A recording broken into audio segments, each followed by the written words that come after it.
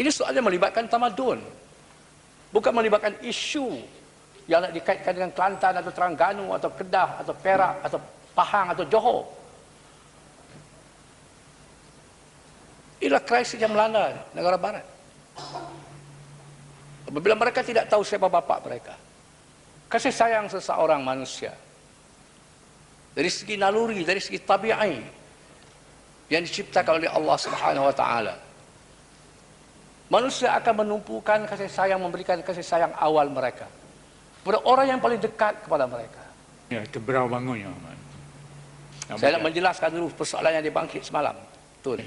Ya. Minta dia duduk dulu. Tak boleh jalan ya. Dia tidak faham soal ini. Duduk. Dia tak boleh jalan ya. Ya. Ya. Ini persoalan mereka, sebab itulah Allah Subhanahu wa taala menyebut dalam Al-Quran, fa idza sa'alaka 'anni fa inni qarib. Apabila mereka bertanya tentang aku wahai Muhammad, katakan kepada mereka, aku hampir kepada mereka. Karena kasih sayang, kecintaan, kesetiaan akan diberi oleh manusia dari segi tabi'i kepada mereka yang lebih dekat kepadanya. Inilah yang juga yang kita nak pupuk dalam taman-taman asuhan yang ditubuhkan oleh PAS, mendidik anak-anak kecil supaya merasakan diri mereka hampir kepada Allah. Ini yang tidak dimengerti oleh pemimpin-pemimpin UMNO. Ya, terberau bangun pula ya. Bangun masih tak bagi tu. Saya belum jelas persoalan yang dia bangkit semalam. Tunggu. Ya, dia tak boleh jalan.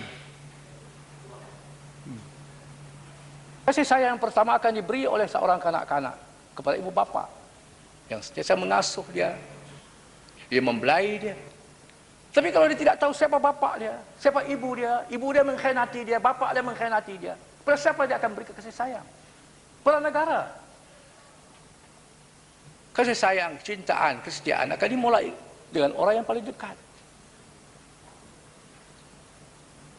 Sebab itu dalam Al-Quran dianjurkan supaya wa atizal qurba haqqah, berikan hak keluarga yang terdekat lebih awal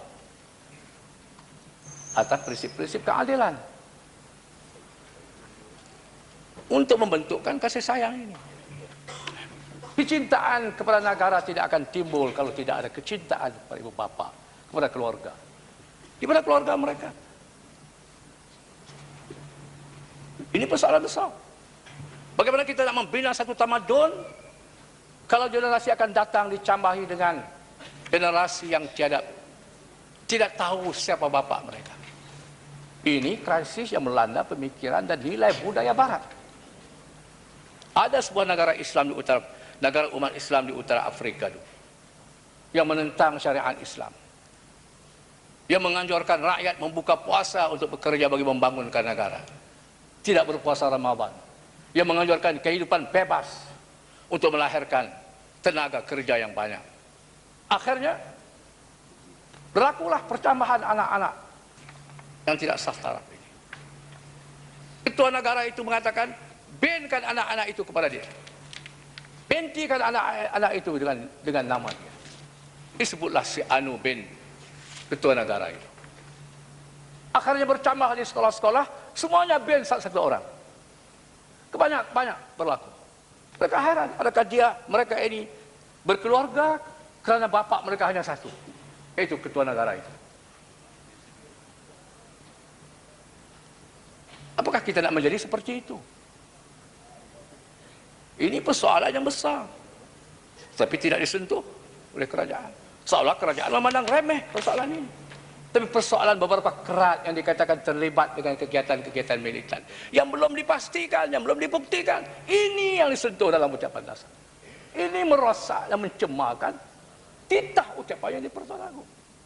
Ini yang saya sebutkan, yang tak dipahami oleh Arau. Sama juga dengan Tebrau. Sebutannya sama, Arau dan Tebrau. Ada yang beri yang mana? Nak bertanya ya. Saya tak bagi. Dia tak bagi. Ini yang saya bagi faham. Ya, Arab dia yang mana? Ada dua orang dia yang mana? Ya. Dua orang dia yang mana? Nak bagi jalan tak? Arab sama dengan... Tebrau tak apalah bagilah. Pokoknya dia nak faham. Tebrau ya? Ya, sila Tebrau.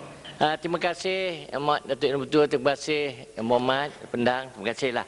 Kita pun sebenarnya pun setuju mana yang baik, mana yang betul. Kita setuju. Saya pun tidak, saya timbul semalam bila Yang Berhormat mengatakan tu kerajaan UMNO. Dia sebut pasal UMNO yang bersalah bertanggungjawab. Sebab itulah saya kan apa jadi dengan kerajaan Kelantan. Banyak juga itu bukan saya makna membiarkan. Saya pun satu di tak setuju. Makna ini banyak kelahiran haram, betul. Saya setuju pandangan Yang Berhormat itu baik. Tapi yang saya timbul pasal Yang Berhormat menyebutkan itulah kerajaan UMNO. Apa jadi dengan kerajaan Kelantan? Itu je yang saya pertikan sikit. Sebab kalau cakap termasuklah kerajaan Kelantan, termasuklah kerajaan, tak apalah, semua dibetulkan secara baik untuk tujuan baik. Tapi jangan tuduh sini, tapi betul yang sini. Padahal yang sana pun salah. Itu maksud saya semalam. Terima kasih. Terima kasih. Datuk Yang Pertua, ucapan dasar ini tidak ada kena mengena dengan kerajaan Kelantan. Saya membahas ucapan dasar.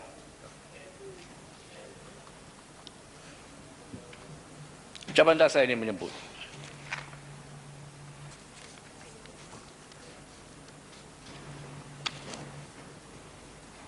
kumpulan-kumpulan pelampau yang berasaskan agama menggunakan keganasan.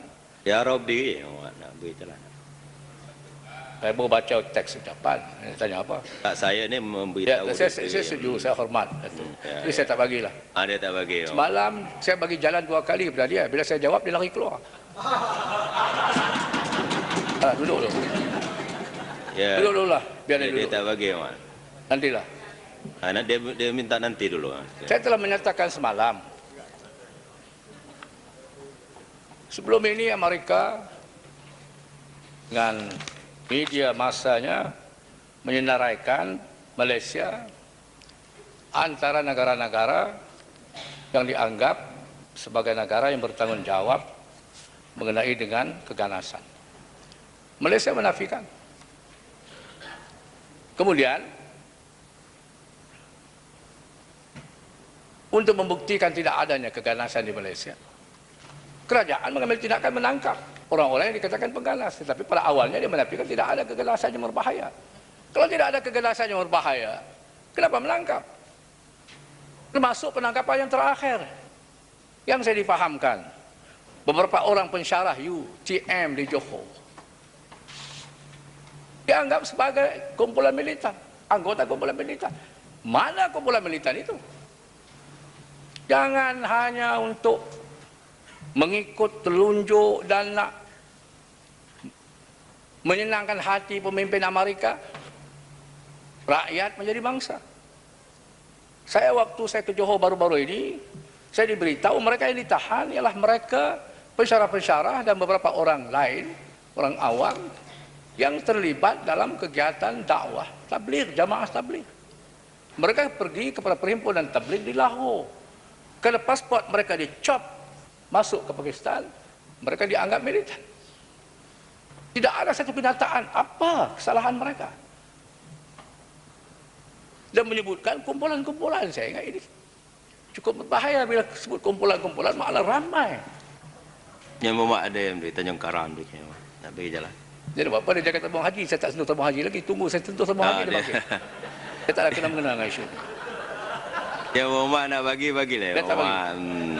Dia tentu Tunggu ada sampai perkara tabung haji nak dia tanya tu Muhammad. Tak kira lah mengenai tabung haji atau tidak. Nak bagi ataupun tidak itu je Muhammad. Tak bagi Muhammad. Nak tanya kan nak penjelasan? Nak tanya tak apa saya bagi? Sila Tanjung Karam. Jangan syarah. Sila. Terima kasih. Kadang-kadang kena faham Yang Muhammad. Tabung haji saya jawab. Bila Yang Muhammad tanya saya jawab. Ni saya nak tanya. Apa kena mengenai tabung haji pula? Bangkit tabung haji saya jawab. Tak payah. Itu mesti saya bangun jawab. Jadi Yang Muhammad, saya nak tanya Yang Muhammad pasal KMM ni. Kalau Yang Berhormat, saya pandangan Yang Berhormat. Apa komen Yang Berhormat mengenai seorang bekas pelajar UTM, Taufik kalau saya tak silap namanya, yang ditangkap di Jakarta. Kalau kita lihat senario kejadian itu, sebelum Taufik ini ditangkap di Jakarta, kerajaan Malaysia dah isytihar dah ramai orang kita tangkap terlibat dalam KMM ini. Jadi bila kita kena tangkap, kita tangkap orang yang terlibat dengan KMM, tak silap saya 2 minggu lepas itu seorang rakyat Malaysia betul-betul telah ditangkap oleh pihak kerajaan Indonesia. Jadi adakah tindakan kerajaan ini salah? Dan hari ini terbukti bahawa hari ini di Indonesia, bukan kita tangkap Taufik itu, Indonesia tangkap